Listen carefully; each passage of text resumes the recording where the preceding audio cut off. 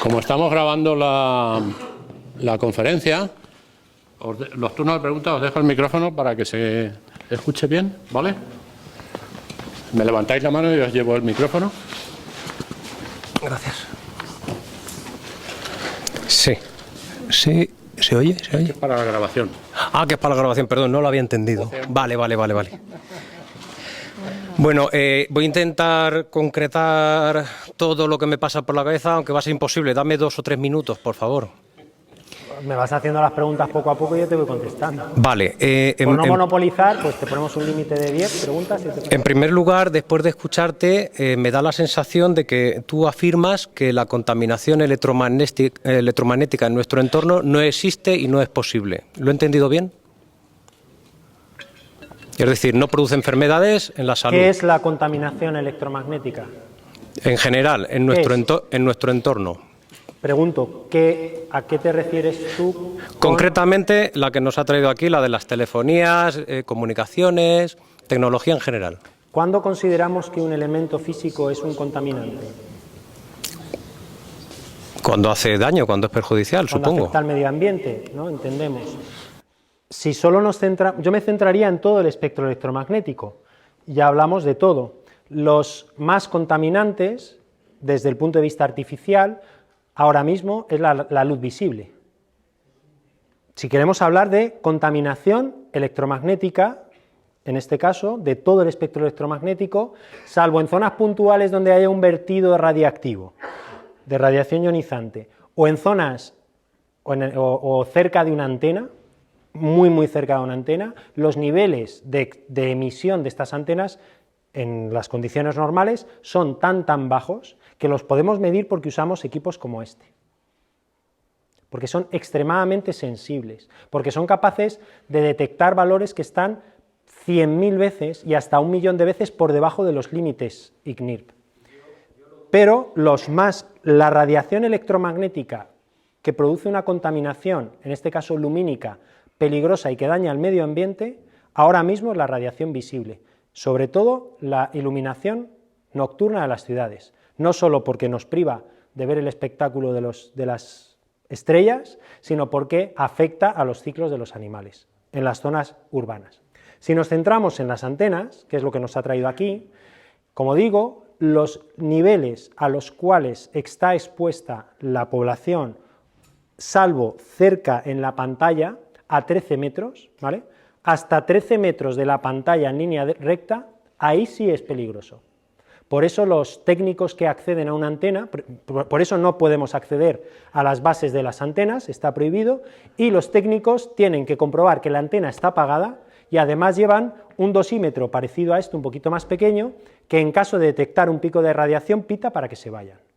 Eso pasa a 13 metros de la antena, que es por ley el espacio de seguridad que se establece por ley. ¿Por qué? Porque las antenas emiten más o menos de media una potencia máxima de, pongamos, 1000 microvatios por centímetro cuadrado, 1000.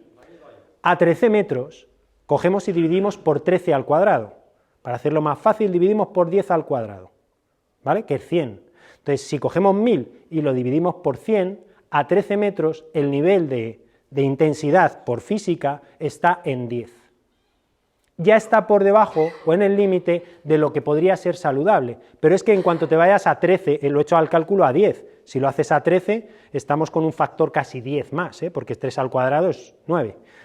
Si nos vamos a 15, 20 o a las distancias habituales a las que alcanza el haz a la población, estamos a más de 100 metros, porque ninguna compañía pone una antena apuntando una casa, porque pierde dinero. Hacemos un paréntesis, porque me acabas de ahorrar toda mi exposición y iba directamente a eso. Yo le puedo decir que eso no es verdad. Me explico. ¿Me puede decir, por ejemplo, por qué en España el límite son 10 millones de microvatios y en Austria es 1 microvatio? Es decir, 10 millones de veces más. Es decir, la comunidad científica no os habéis puesto de acuerdo. No puede haber esa disparidad. Ahora me voy a un caso de Albacete.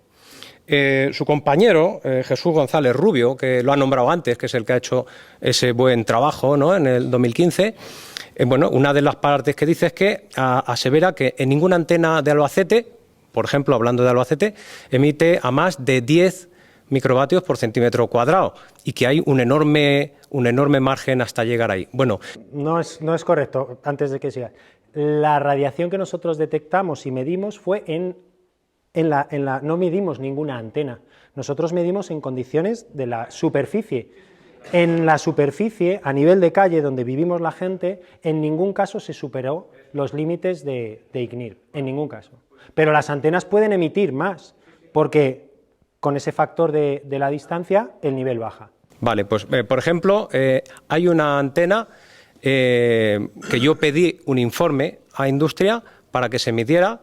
Esta está apuntando a unos 150 metros de distancia a la residencia de ancianos Las Viñas, en Madrigueras.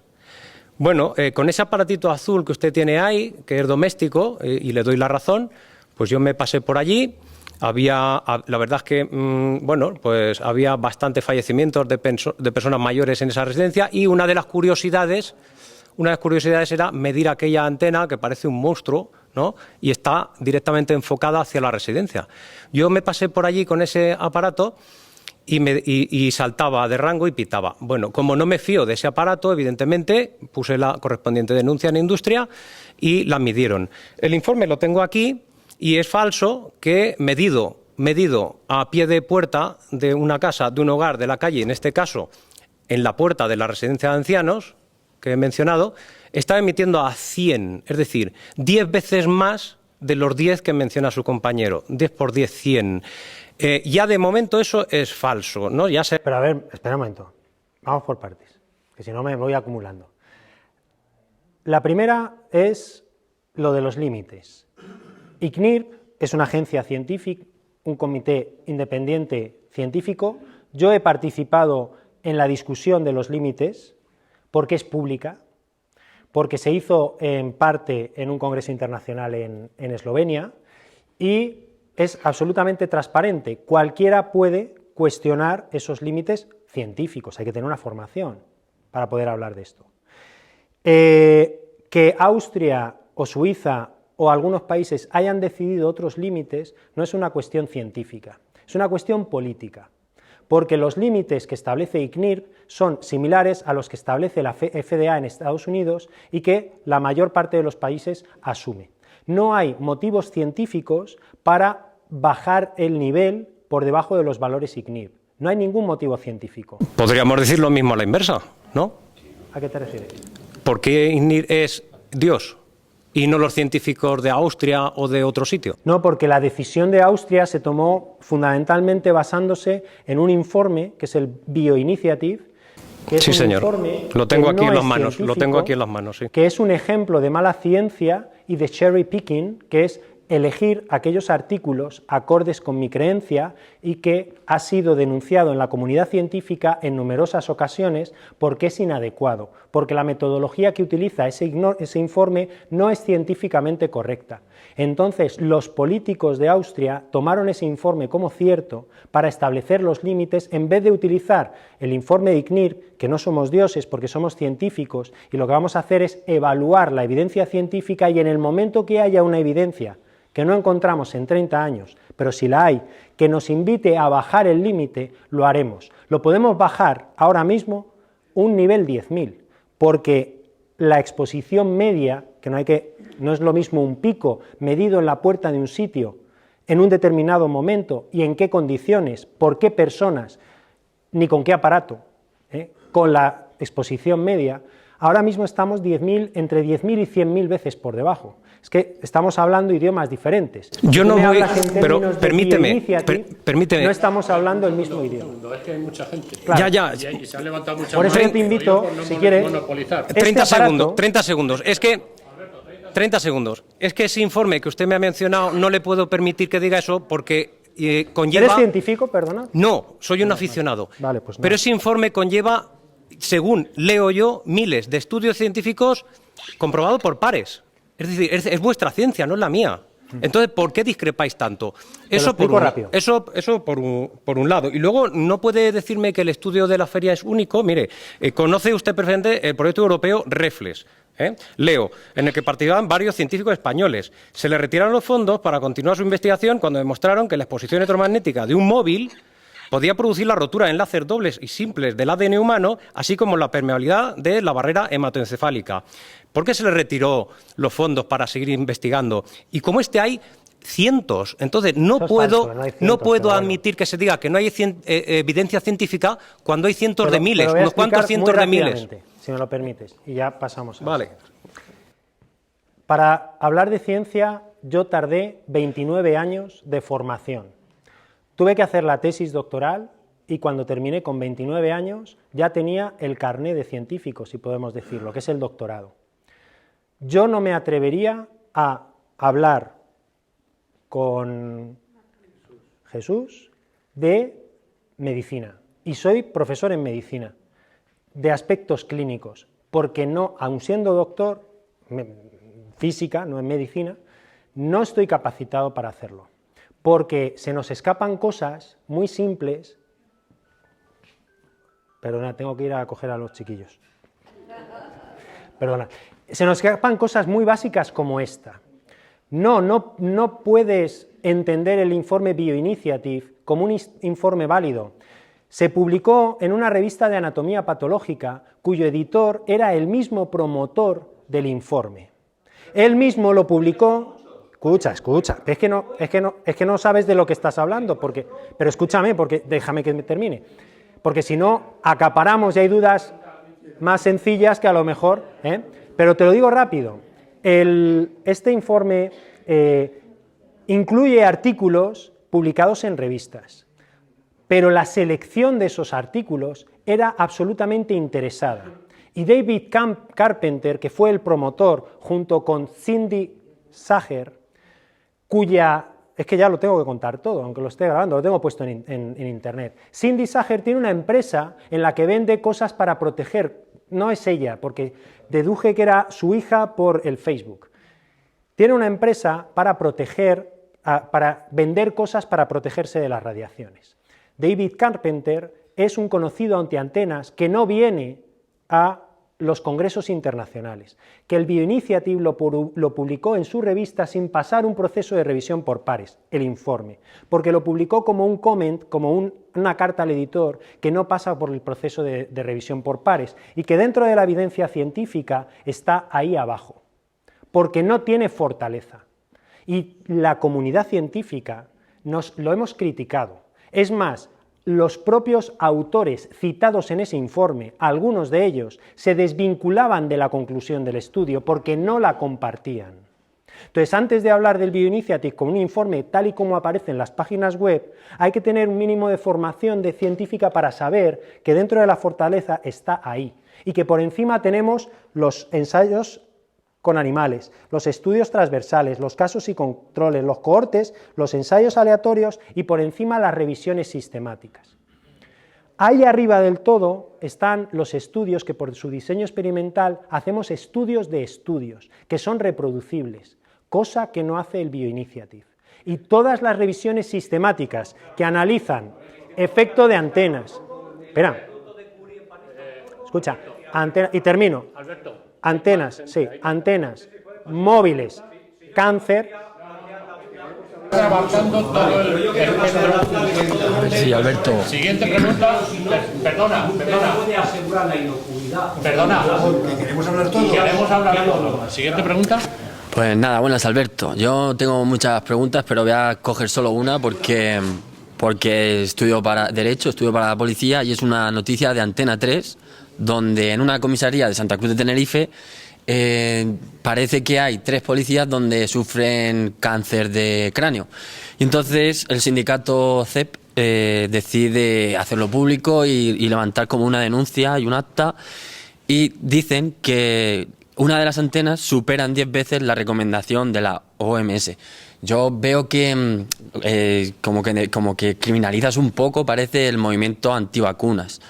Parece que yo entiendo que las antenas son como unas herramientas que se pueden utilizar para el bien, para el mal, igual que un martillo o una pistola para cazar. Digamos, yo puedo entender que una antena que no funciona bien puede estar dañando a la salud a personas, entiendo, como igual que pues eso, en una herramienta en manos de personas equivocadas, me pregunto si se puede utilizar para hacer daño a la población, que es lo que me imagino que están diciendo los de la quinta columna. Gracias. A ver, el Ministerio de Industria tiene una página web que se llama Infoantenas, en la cual se publican periódicamente las mediciones alrededor de las antenas, porque no olvidemos que hay un colegio oficial de Teleco y hay un ingeniero en telecomunicaciones que firma los proyectos y que su responsabilidad es velar porque estas instalaciones son seguras y que si se estropean y emiten más, lo cual no soy ingeniero de telecomunicaciones, creo que es imposible, es como si se funde una bombilla y emite más luz, no lo entiendo, no va a emitir por encima, pero bueno, supongamos que es posible, lo va a detectar primero la operadora de telefonía móvil, pues va a ver que no funciona bien. Y en segundo lugar, hay ingenieros, señalo ahí porque hay un ingeniero de telecomunicaciones, que son empresas independientes que tienen que firmar las medidas que se están haciendo periódicamente a diferentes antenas, a diferentes distancias y en diferentes orientaciones en las antenas. Y todas esas medidas son públicas y están en una página web que se llama Infoantenas. El hecho de que alrededor de una antena haya 3 casos de cáncer de cerebro del tipo que sea, una de las cosas que hicimos en el estudio que lo hizo Jesús fue ubicar todos los casos de cáncer de cerebro de la ciudad de Albacete, eso también está publicado, con revisión por pares y no siendo amiguete del editor, sino cómo hay que hacer las cosas. Y entonces, la conclusión es que la distribución de los casos de cáncer era aleatoria de cerebro y que no seguía la distribución de antenas. Lo que hicimos fue cruzar a ver si donde había antenas había más casos de cerebro. No había correlación. Si ya no hay correlación, pues ya pensar en causalidad, causa-efecto es más difícil. El hecho de que haya 3 casos de cáncer no significa nada. Aquí tengo uno de los estudios, es un poco antiguo, es hasta 2006. Abajo tenéis la incidencia de este tipo de cáncer de cerebro. Veis que más o menos se mantiene constante con el tiempo, más o menos, y arriba tenéis el número de líneas de telefonía móvil. Yo esperaría que si hubiese una relación clara, se viera de alguna manera. Esperaría que en condiciones normales, si estas antenas fueran peligrosas, apareciera una epidemia que ríete de la COVID, porque hay antenas en todas partes, hay móviles en todas partes, y no estamos viendo una explosión de casos de nada. Si lo hubiera, lo detectaríamos, pero es que en 30 años que llevan los teléfonos móviles, que dicen, no, es una tecnología nueva, no, llevan 30 años con nosotros. Y aunque sí que puede haber un estudio puntual, que pueda haber un tipo de relación, lo que tenemos que hacer es recurrir a las revisiones sistemáticas, que ponía en lo alto. La revisión sistemática es coger estudios de calidad con unas condiciones de selección objetivas. No cojo este que me interesa, este que me interesa, este que me interesa. Esto se llama cherry picking. Cherry es cerezas. ¿Cómo os coméis las cerezas? Cogéis las más gordas, primero la más. Pues eso en ciencia se llama cherry picking, y cuando tú haces una revisión cherry picking, lo que haces es coger aquellas cerezas que te interesan. Cuando haces una revisión sistemática, eliges todos los estudios, independientemente de lo que digan, sino por su calidad científica. Las revisiones sistemáticas y todos los datos que yo traigo aquí están avalados por esas revisiones sistemáticas, indican que ni cáncer, ni antenas, ni móviles, ni ya si hablamos de otras enfermedades un poco más autopercibidas, no hay ninguna relación, no hay una evidencia clara. Si la hubiera, yo sería el primero que lo diría.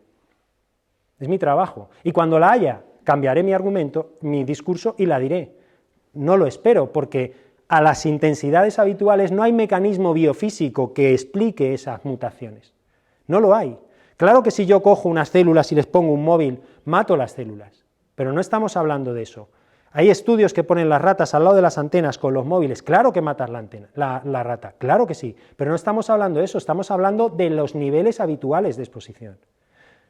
¿Nos preocupamos de los rayos X porque son malísimos?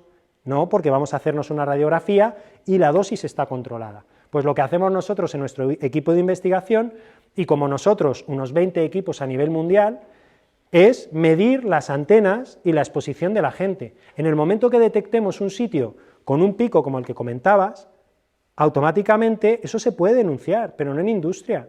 Hay que denunciarlo ante el Colegio Oficial de Teleco, que es el que tiene potestad para actuar ahí. Y eso es imposible, porque aunque con que estés a 100 metros, ya la intensidad va a caer. Y este es un poco el mensaje que yo puedo dar, que la evidencia actual no me permite decir que sean peligrosas, que nos vayamos a morir todos por las antenas. Es más, yo tengo mi wifi en la habitación, duermo con el móvil en la mesilla, porque lo he medido y porque en esas condiciones los niveles a los que estoy expuesto son extremadamente bajos. Vale. Sí. Buenas. Yo quería preguntar su opinión sobre los estudios de la Organización Mundial de la Salud que demostraron en el 2004 por ahí, que el índice de leucemia en los niños menores de 12 años que viven en el radio de 500 metros de una antena de telefonía móvil es infinitamente superior al índice de leucemia en niños menores de 12 años que viven fuera del rango de los 500 metros de la telefonía móvil. Esa es una pregunta. Y la otra, cuando has hablado del aparato de microondas, que es velocidad molecular, por ejemplo, cuando tú calientas un chuletón, no cambia nada, las moléculas o los átomos, no cambia lo que es, por ejemplo, estructura genética. Por ejemplo, el hierro se sigue asimilando igual. Sí, vale. Una persona que lo toma que tiene anemia. Sí, el microondas de alguna manera cambia las propiedades de. O sea que es lo organoléptico no le afecta en nada. Vale. Quiero decir. En el primer caso desconozco el estudio que citas, es de 2004. Si hubiese habido una replicación, la OMS ya habría tomado cartas en el asunto. Desconozco ese estudio en particular, ni ese informe de la OMS, y a día de hoy la OMS no dice nada parecido. Entonces, no podría decirte, tendría que verlo, ver en qué contexto está, cuáles son las conclusiones y qué consecuencias tuvo en la OMS. Ahora mismo la OMS está evaluando el efecto de los móviles, porque las antenas, ¿vale?, hace tiempo que ya está bastante claro que no hay ningún problema. La OMS clasifica los móviles como posible cancerígeno porque al llevarlos encima y al tenerlos aquí, la intensidad sí que puede ser elevada.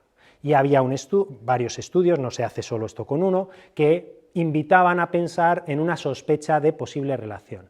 Ante eso, la OMS lo que hace es clasificarlo como posible cancerígeno en el grupo 2B, ¿vale? En el grupo 1 está el tabaco, está la contaminación atmosférica, está la radiación ionizante, ¿vale? Grupo 1, que son las cosas que son cancerígenas de verdad. En el grupo 1 está el jamón serrano y está las carnes procesadas, las salchichas, el chorizo, el salchichón. En el grupo 2A son que hay sospecha de que pueda ser cancerígeno en humanos. Las antenas están en el grupo, los teléfonos móviles están en el grupo 2B, pero es que la ICNIRP no evalúa cuánto es de cancerígeno, evalúa si es cancerígeno, pero no te dice cuánto, y ahí está la clave, porque lo que dice es que incrementa la posibilidad, o sea, comer carne procesada o comer un chuletón, que por favor no lo calientes en el microondas, que soy de Ávila, calientan en una sartén, más que nada porque se recuece, ¿vale? Entonces, se me ha ido el salto al cielo. Lo que establece ICNIRP es si es cancerígeno o no, no cuánto. Entonces, te dice, esto incrementa el riesgo. ¿En cuánto? No lo dice, ¿vale? No te dice mucho o poco. El incremento del riesgo depende del riesgo de partida. O sea, algo es muy peligroso, puede ser peligroso, no sé si me explico. Entonces, yo lo intento ilustrar así. Este soy yo, que compro un décimo de lotería de Navidad. ¿Me ha tocado la lotería? Estoy muy contento, ¿eh? ¿Me va a tocar la lotería? Probablemente no. Es más, mi compañero Jesús está mucho más contento que yo porque ha comprado 2 billetes de lotería. Y él tiene el doble de probabilidades de que le toque la lotería que yo. Por tanto, él está el doble de contento que yo. ¿Le ha tocado la lotería? No. Por tanto, cuando hablamos de riesgo relativo, de incremento de riesgo, hay que partir de la base Entonces, que algo sea cancerígeno no quiere decir que vayamos a morirnos todos. O sea, en el caso de que el teléfono móvil finalmente sea cancerígeno, que lo dudo porque no hay mecanismo biofísico descrito, si lo fuera, habría que evaluar ese posible riesgo. ¿Y cómo se incrementaría ese riesgo si yo utilizo el teléfono móvil? Ahí está la dificultad a la hora de entender estos datos. Pero yo viviría vivo, tranquilo. Y sobre que el microondas modifica las características no más que lo que puede hacer una sartén, porque al fin y al cabo lo que hacemos cuando cocinamos el alimento es cambiar, en el caso de un filete lo que estamos haciendo es cocinarlo y sobre todo lo que estamos haciendo es caramelizar por fuera y por eso nos está tan rico.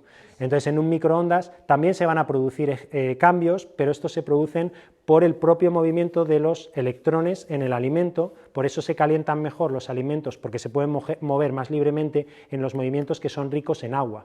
Por eso se calientan mejor las sopas y los caldos que no, por ejemplo, los frutos secos o el plato que es de loza y que no tiene humedad, porque lo que hace es mover los electrones y producir calor, pero no modifica, no hay una posible interacción a nivel molecular o de átomo, porque la longitud de onda de las microondas es demasiado grande como para penetrar a nivel atómico. Para producir esos efectos tendríamos que irradiarlo con rayos X, cosa que, por cierto, se hace con los alimentos para matar bacterias y muchas de las cosas que comemos habitualmente han sido irradiadas para matar las bacterias y para que duren más. Por eso los tomates en muchos casos nos dura un montón. Pero no tiene ningún efecto porque no hay una radiación residual, ni acumulativa, ni nada. Más allá de lo que pueda cambiar las condiciones organolépticas que decías de sabor, textura, pero no en cuanto a las posibilidades nutritivas. Otra pregunta, Alberto. Buenas tardes. Bueno, yo te quería comentar porque yo un día andando por el barrio me encontré a un técnico haciendo una medición en la puerta del colegio de mi barrio. Y como estaba midiendo en dirección a la antena y yo estaba preocupada, me acerqué a preguntar qué estaba haciendo, porque a mí me gusta mucho preguntar. Y entonces me comentó que estaba midiendo, pero que podía estar tranquila, que desde la distancia de la antena hasta la puerta del colegio no pasaba nada, que era seguro, que tenía que tener más cuidado con acercarme el teléfono a la oreja, que eso sí que era peligroso, si lo tenía mucho tiempo porque se producía un calentamiento. Entonces yo, que vivo en un cuarto y último y que veo todo lo que tengo alrededor, me preocupé porque tengo 3 antenas y yo vivo como en el centro de las 3.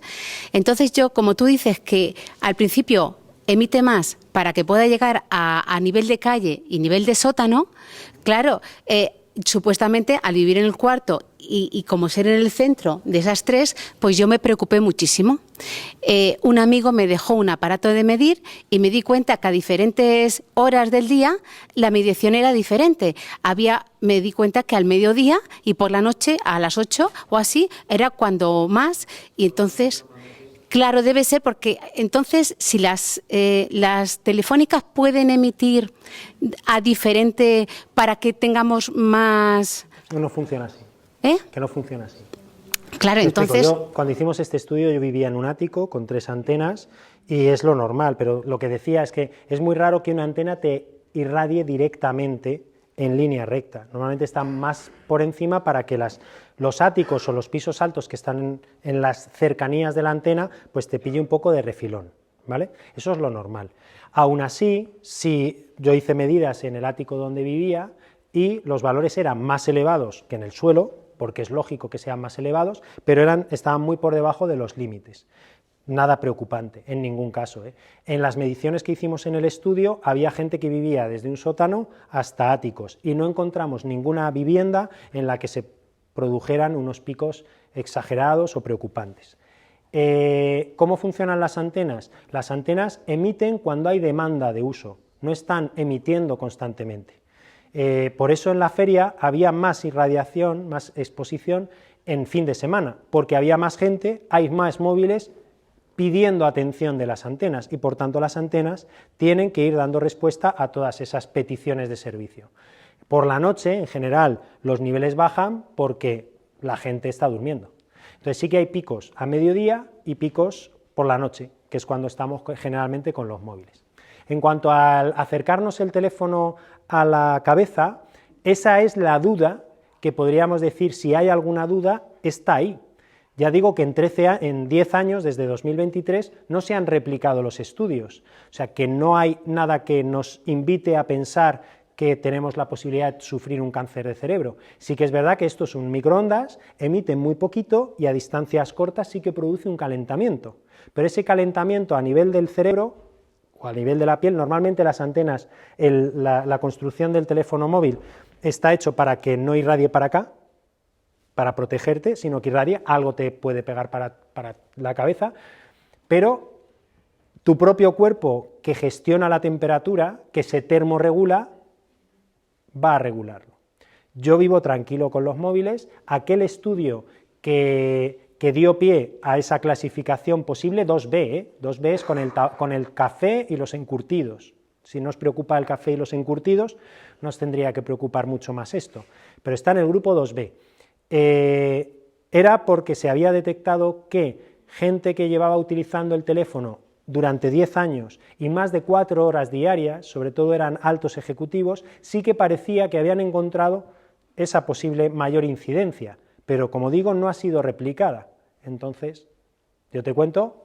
Y lo último, como este técnico me explicó que algo en plan sencillo para que yo lo pudiera entender, que si cuanto más cerca estás de una llama más te quemas, entonces si como hay gente, que hay asociaciones de gente que es electrosensible, que tienen problemas, si vives cerca de antena para no tenerte que mover de casa, ¿qué puedes hacer o qué solución para si está más cerquita te irradia más? ¿Qué se puede hacer? Hay apantallamiento, porque tú has comentado antes que un edificio sirve de apantallamiento, ¿no?, de lo de las terrazas, porque esta gente está desconsolada porque como es algo que no se ve, a ver cómo pueden, que yo conozco a alguna persona que está. Gracias.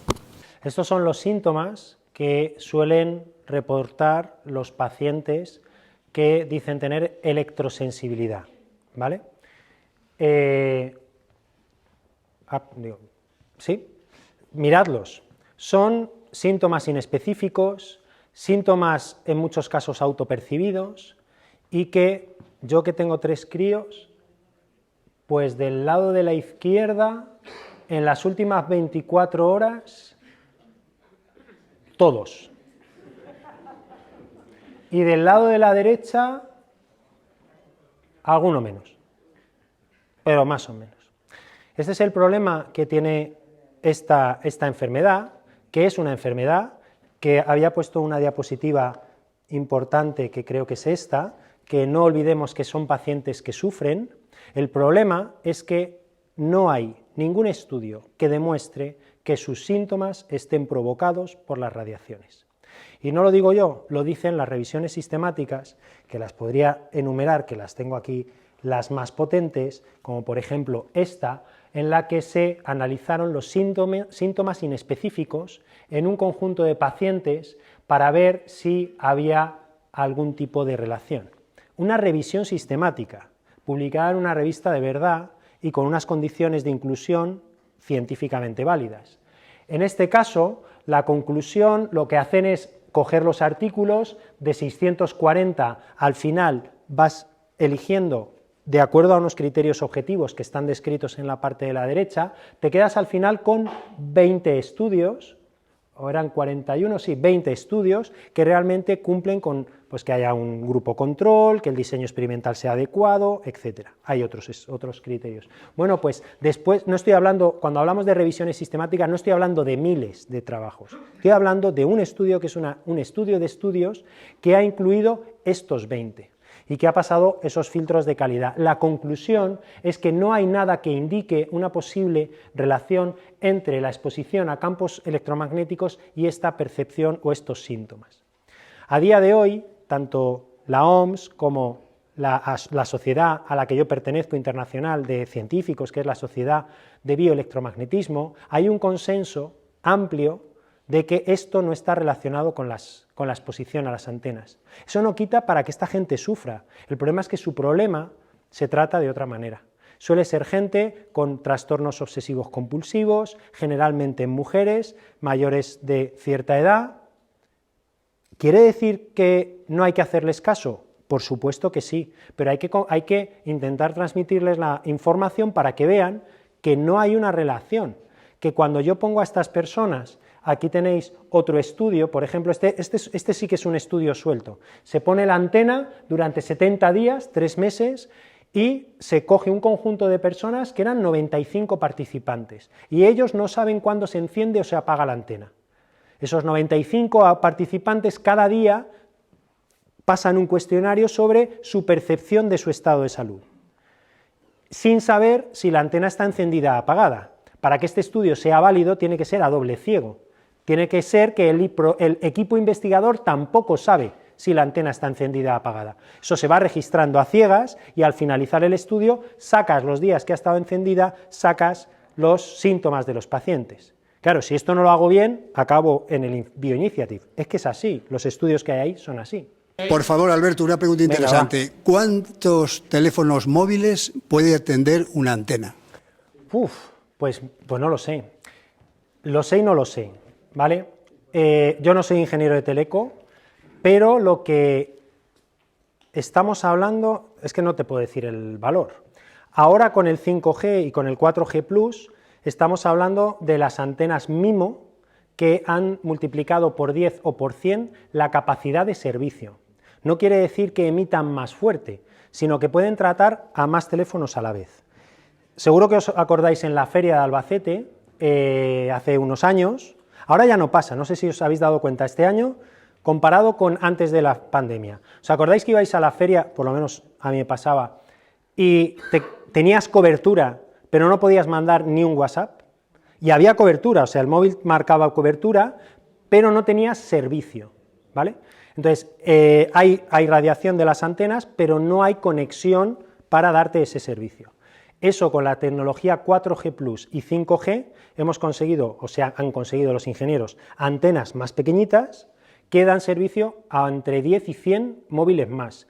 No sabría decirte por antena, no sabría decirte el número exacto, es buscarlo. Si buscas antenas MIMO, se llaman así.